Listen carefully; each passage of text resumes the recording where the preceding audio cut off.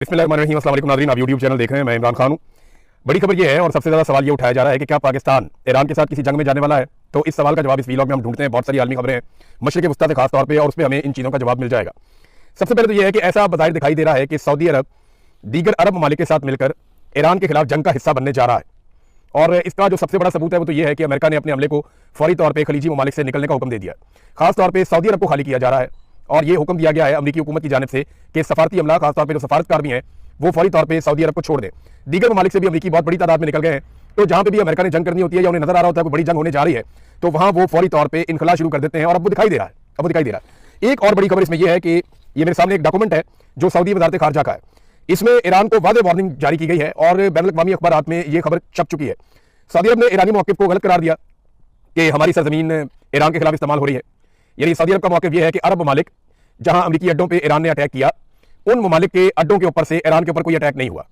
तो फिर ईरान के ऊपर अटैक हुआ कहां से? ये सवाल अपनी जगह मौजूद रहेगा। लेकिन सऊदी अरब का मौक़िफ़ यह है कि ईरानी सदर का दावा भी गलत है कि हमारे मुल्क से या हमारी बेसिस से, जो यहाँ पे बेसिस है अमेरिकन की, वहां से इनका दावा है कि ईरान के ऊपर हमला नहीं हुआ। और ईरान ने जो हमले किए हैं, जिनको ईरान जवाबी हमले कहता है, वो बिला जवाब है। सऊदी अरब ने सख्त अल्फाज इस्तेमाल किए हैं और साफ ईरान को एक तरह से जंग का नोटिस या धमकी दी है। और पाकिस्तान ने जो है उसके बाद ये स्टेटमेंट दिया है कि हम सऊदी अरब के साथ या सऊदी हुकूमत के साथ एक दिफाई मुआहदे में है। ये पाकिस्तान ने कहा है इस सिचुएशन के बारे में। अब पाकिस्तान ने क्या किया और पाकिस्तान क्या जंग में उतर सकता है, यही है अब तक का सबसे बड़ा सवाल। तो सबसे पहले तो आप ये देख लें कि प्रोफेसर जियांग, जिनके बहुत सारे इंकशाफात या बहुत सारी उनकी पेशन गोइयां वो बिल्कुल दुरुस्त साबित हो रही हैं। ये चाइनीज प्रोफेसर हैं। प्रोफेसर जियांग ये कहते हैं कि अगर जंग बढ़ी तो पाकिस्तान का बड़ा अहम किरदार इसमें हो जाएगा।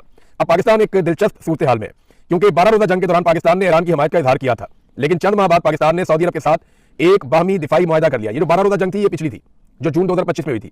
उस जंग के बाद पाकिस्तान ने सऊदी अरब के साथ एक दिफाई मुआहदा कर लिया था, जिसका मतलब यह है कि अगर सऊदी अरब पर हमला हुआ तो पाकिस्तान उसके दिफा के लिए सामने आएगा। प्रोफेसर जियांग के मुताबिक अगर इसराइल सऊदी अरब के खिलाफ मजीद फॉल्स फ्लैग कार्रवाइयां करने में कामयाब हो जाता है और सऊदी अरब ईरान के खिलाफ जंग का ऐलान कर देता है, तो इस मुआहदे के तहत पाकिस्तान को भी ईरान के खिलाफ जंग में शामिल होना पड़ सकता है। उन्होंने कहा कि यह इम्कान भी हो सकता है कि अमेरिका ईरान के खिलाफ जमीनी रास्ता जब इस्तेमाल करे तो पाकिस्तान के जमीनी रास्ते से वो लड़ाई शुरू कर दे, क्योंकि ईरान का जनूब मशरकी इलाका निस्बतन ज्यादा कमजोर समझा जाता है, जबकि शुमाल मगरबी हिस्सा ईरान का जो है वो मजबूत है। यानी जो ईरान का एरिया तुर्की के साथ या इराक के साथ लगता है, वहां पे माजी में बहुत लड़ाइयां भी उन्होंने लड़ी है। तो उन्होंने अपना सारा जो मिलिट्री इंफ्रास्ट्रक्चर है वो वहां पे डेवलप किया है, यहाँ पे उन्होंने नहीं किया। पाकिस्तान की तरफ से उनको लगता था सत्ते खैरा ने, लेकिन यहाँ पे वो कमजोर है और ये कहा जा रहा है कि इधर से भी लड़ाई शुरू हो सकती है, अमेरिका ये रास्ता इस्तेमाल कर सकता है। बहरहाल ये तो वक्त बताएगा कि क्या किया जाएगा। लेकिन इस वक्त इसराइल को बहुत मार पड़ रही है और इस लड़ाई का अगर कोई सबसे बड़ा बेनिफिशियरी बनने जा रहा है तो वो इसराइल ही होगा। इसराइल के अलावा कोई नहीं होगा, क्योंकि इसराइल में कभी भी इतने बम नहीं गिरे, इतने मिसाइल नहीं गिरे। इसराइल ने वहां पे जितने भी कैमराज हैं, फुटेज हैं, सारी खत्म कर दी है और वो किसी को अलाउ नहीं कर रहा कि सोशल मीडिया के इस्तेमाल के जरिए से तबाही का कोई मंजर बाहर निकाले। आप गौर करें, जब इसराइल ईरान को मारता था या गजा के शहरियों को मारता था और उस वक्त जब रॉकेट चलते थे और सुरंगों के अंदर जाते थे या जेर जमीन पनागाहों के अंदर चले जाते थे इसराइली, तो तब बड़ी वीडियोज आती थी नीचे से, तब बहुत सारे मनाजिर आपको दिखाई देते थे। लेकिन अब बिल्कुल कोई किसी किस्म का मंजर दिखाई नहीं दे रहा, फुटेज नहीं आ रही, वीडियोज नहीं आ रही। इसराइली शहरी सारे के सारे कहाँ गए कुछ पता ही नहीं चल रहा। वो एक शदीद ज़हनी तनाव और दबाव का शिकार है और वो ज़हनी मरीज बनते चले जा रहे हैं जो इसराइल के शहरी हैं। और जेर जमीन बंकर भी अब उनके महफूज नहीं रहे।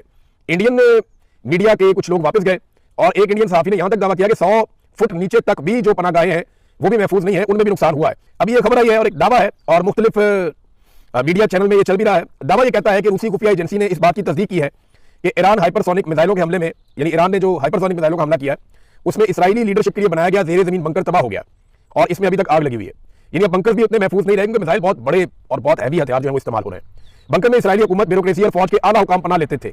अब पता नहीं उस वक्त वहां पे वो थे या नहीं थे, लेकिन इस जगह पे वो पनाह जरूर लेते रहे माजी में। अब कितना नुकसान हुआ है, क्योंकि इसराइल का कई जगह पे नुकसान रिपोर्ट हो रहा है और हत्ता के लबनान के करीब नुकसान रिपोर्ट हो रहा है, दीगर कई जगहों पे नुकसान रिपोर्ट हो रहा है, बेसिस के अंदर अमेरिका का नुकसान रिपोर्ट हो रहा है, कुछ अमेरिकी फौजी पकड़े गए हैं, ये भी दावा किया जा रहा है। तो आप सारी चीजों को प्लस माइनस करें तो अमेरिका और इसराइल के लिए अकेले में हालात उतने अच्छे नहीं है। आप नए हुर्मुज़ बंद होने की वजह से पूरी दुनिया के ऊपर एक दबाव भी है। यूरोप उस तरीके से अमेरिका के साथ खड़ा नहीं हुआ, तो क्या पाकिस्तान खड़ा हो जाएगा? अब पाकिस्तान ने ना इस वक्त कुछ ऐसी डिमांड्स की हैं सऊदी अरब से जो ये बताती हैं कि पाकिस्तान जंग का हिस्सा बनने जा रहा है। मैं ये क्यों आपको कह रहा हूं, इसका जरा मैं आपको आसानी के साथ समझा देता हूं। देखिए, सऊदी अरब इस वक्त जंगज़दा मुल्क बना हुआ है, उनकी ऑयल की रिफाइनरीज खतरे में है।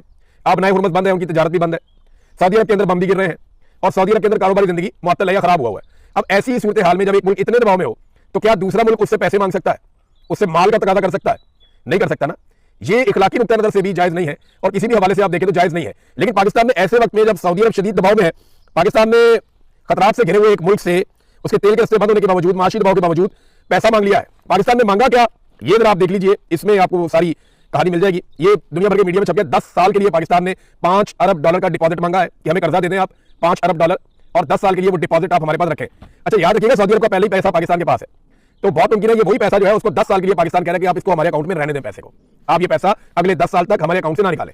8 चीजें मांगी है पाकिस्तान ने सऊदी अरब से, जो 2 बड़ी चीजें मैं आपको बता देता हूं। नंबर 1 तो ये है कि 10 साल के लिए $5 अरब आप हमारे कौमी खजाने में जमा रहने दें। नंबर 1, ये पैसा हम वो दे नहीं देंगे लेकिन हमारे कौमी खजाने में जमा रहेगा। नंबर 2, $5 अरब की तेल